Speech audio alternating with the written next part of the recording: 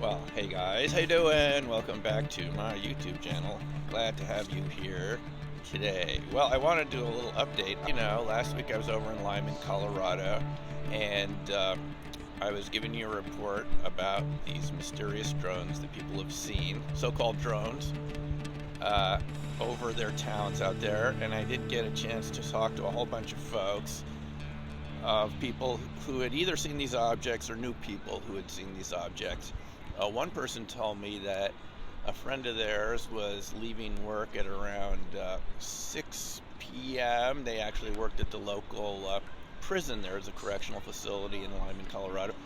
They were going on the highway, which goes east-west, I-70. They were speeding.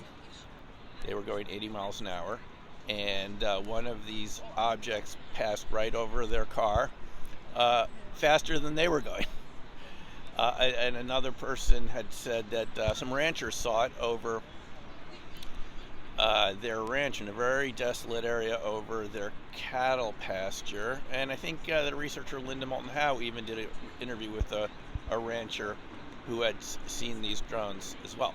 But now a new angle has come forth on the drone story, and we're being told that it was nothing all along. The Colorado Department of Safety sent up an airplane 2 different nights with infrared sensors, and they haven't seen anything. And now we're being told by the news media that, in fact, what people could have been seeing were nothing more than stars.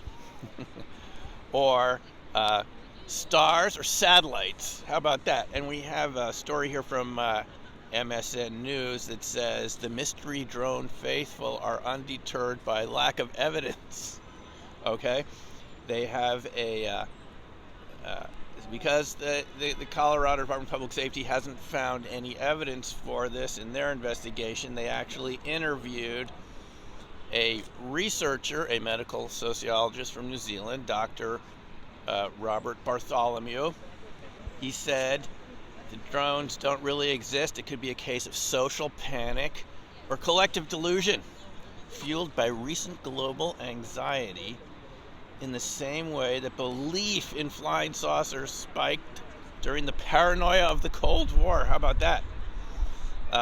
We're living in a period of significant geopolitical tension, and people are very concerned about this.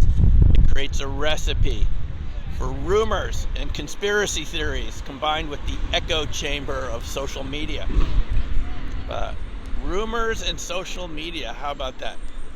When people begin to get concerned about anything, be it drones, Bigfoot, or flying saucers, all of a sudden they start to scrutinize their environment and try to confirm or deny rumors. So you see, it's just, it's nothing, folks. Actually, I had my own theories about what these drones could be. So let me just go over these and see what you think. Number 1, ice crystals. You remember in an analysis of the Tic Tacs from the 2004 Nimitz incidents that the New York Times interviewed a physicist, and he said it could be ice crystals that the radar is misidentifying.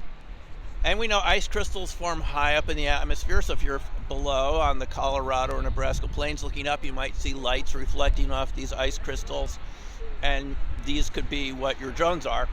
And, ice crystals, that means Captain David Fravor or Kevin Day, who we've had on this channel, they were just mistaken. They're super high-tech, expensive CEC Aegis radar systems were actually just picking up ice crystals, even if after they rebooted it. You remember this physicist also said that these pilots could be suffering from neurological overload. How about that? Number 2, these drones could be flocks of birds, in particular plover. You remember that plover from the Lubbock Light sighting in Texas. They're very white underneath these birds. Lights coming up from some of the newly installed lighting systems in the plains of Colorado and Nebraska could be reflecting off these birds and creating misidentification. So it could be flocks of birds. Number 3, you guessed it, swamp gas. Why not? Swamp gas was a good explanation in the Dexter, Michigan sightings in the 60s. Could be swamp gas, you know. I haven't seen any swamp gas in Colorado, but that doesn't mean it doesn't show up occasionally. And it could glow, and all of these people, all the sheriffs, and everyone who's seen these objects could be just seeing swamp gas. Number 4, misidentifications of the planet Venus. Now, I know there's only one planet Venus, and the sheriff's department said they saw as many 30 of these objects on the same night hovering over a widespread area. You remember that map of eastern Colorado? So maybe it's misidentifications of the planet Venus. Why not? Number 4, weather balloons. I mean, it was good enough for the Air Force to use as an explanation for the Roswell sighting.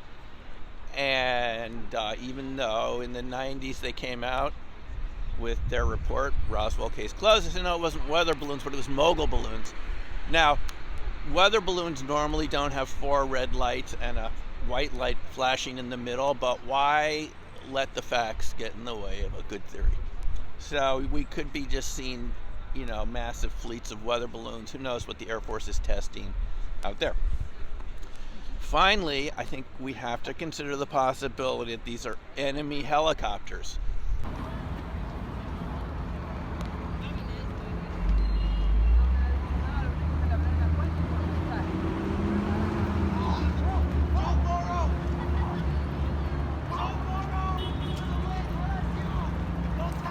It was the explanation for these very fast objects that were seen over Vietnam in the 1960s. The military referred to them as enemy helicopters, even though they went really quickly and didn't make any sound, and went faster than any helicopter anyone had ever seen. This was also used as an explanation for the unexplained Northern Tier missile UFO sightings in the 60s and 70s. You remember we've had Gary on here that was actually burned by one of these unidentified objects in Minot, North Dakota in the early 1970s when he was sent out patrol. For those of you who've seen the Gary interview, and maybe these were misidentified helicopters, right? Misidentified helicopters that go thousands of miles an hour. Who knows?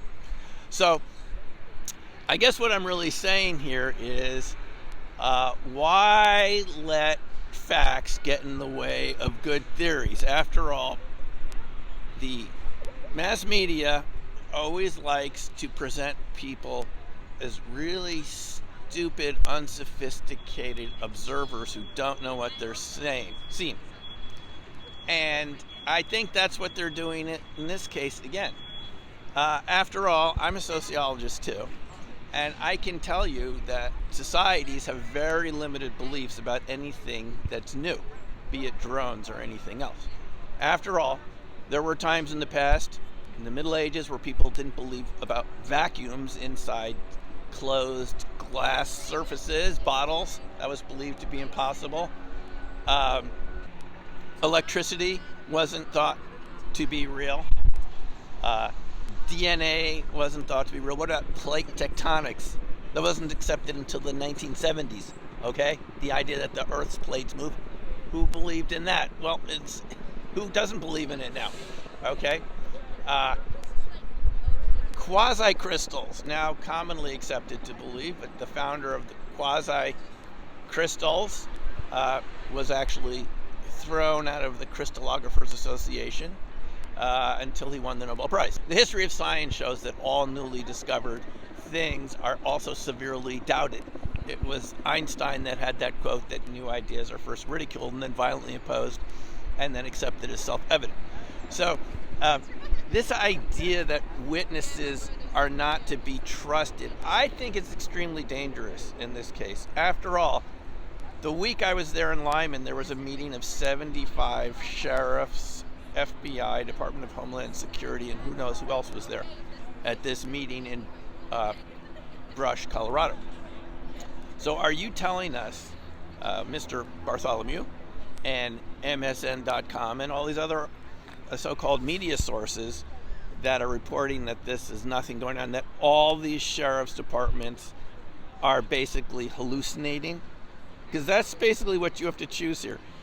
either people are seeing something or your law enforcement is just smoking too much dope out there in Colorado and are hallucinating. I mean, take a look at this picture I'm putting up on the screen right now. Does that look like a planet to you? That's the only thing you can see in the sky. There's a red light illuminating the sheriff deputy from behind, and so you're seeing a very bright object there. Are you telling me that all these sheriff's departments that have been seeing this for weeks after weeks are hallucinating? Come on, give me a break. This has been severe enough for them to have their phone lines jammed. Now, I haven't talked to any sheriff's deputies out there. Maybe if I go back, I will. But believe me, they've been saying that they have been seeing these objects for weeks. Even over Lyman, a sheriff's deputy said he saw one or more hovering over Lyman for 90 minutes. And I spoke to one person there who said they've seen them come up from the south, circle around the town, and then go back south. Now, does that sound like what planets do? Come on, give me a break. Now, we've been listening to this for 70 years. Most recently, in a very famous case, the Phoenix Lights, over 10,000 people saw an object very large, up to a mile in diameter, including the governor of the state, Simeon, move all the way from Phoenix down to Tucson, and it was seen above Phoenix too. And what were we told that it was? Flares. Flares that can somehow drift across a whole state and maintain constant altitude. So basically what we're listening to are really ridiculous counter explanations from the media. I don't know why we put up with this. We're talking credible observers here who have seen these drones. So I haven't seen them myself. I don't know literally if they're drones or something else. But we do know that credible witnesses have seen this. So if you think this is all a hallucination, or as Mr. Bartholomew says, it's just kind of mass panic in times of geopolitical tensions, rumors from social media and all this, then we all better be pretty concerned, because our law enforcement has seen these things too. And if law enforcement is hallucinating and believing in rumors on such a mass scale, then you're talking about a breakdown of social and civil society as we know it, which is equally concerning. It's either got to be one way or the other. Personally, I'm going with the sheriff's departments on this one. They've been seeing these objects for the past weeks, and many strange objects for decades, and we always put them down and say it's just stress, and it's ice crystals and flocks of birds and other sort of total BS like this. I'm not buying it. I think there's something going on out there. I think the people I've talked to know what they've seen. I trust the average person more than I trust the mass media. Sorry. Okay, that's my thoughts on it. Thanks for watching. We'll see you next time. Take care for now, and bye.